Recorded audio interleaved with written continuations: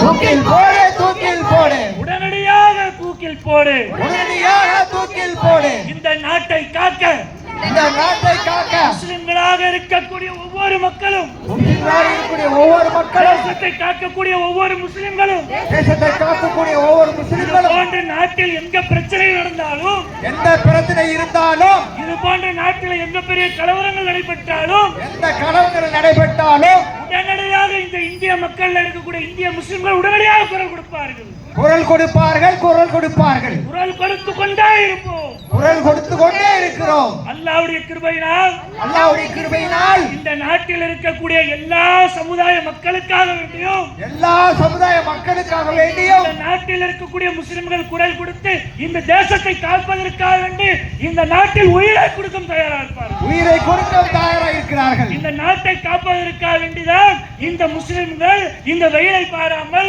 மாலை நேர பொழுதிலே வீட்டில் அத்தனை வேலைகள் இருந்தாலும் நாட்டை தேசத்தை காப்பதற்காக வேண்டி இத்தனை மக்களுக்கு கூடி நின்று கொண்டு இந்த போராட்ட களத்தை நின்று கொண்டிருக்கிறோம்.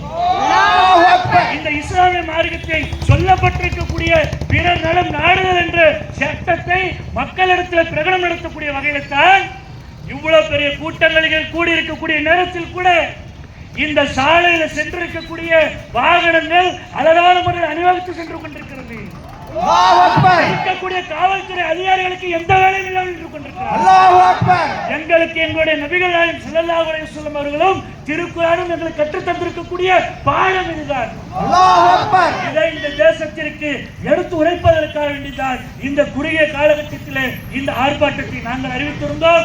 இஸ்லாமியர்கள் மட்டுமல்ல, தேசத்திலே இந்த சமூகத்தில் வாழக்கூடிய எந்த மக்களுக்கு பாதிப்பு ஏற்பட்டாலும் உடனடியாக இந்திய தேசத்தில் வாழக்கூடிய முஸ்லிம்களாகிய நாங்கள் குரல் கொடுப்போம் என்று சொல்லி இந்த தருணத்தில் நாங்கள் கேட்டுக்கொள்கிறோம். அடுத்ததாக இறுதியாக மாவட்ட தலைவர்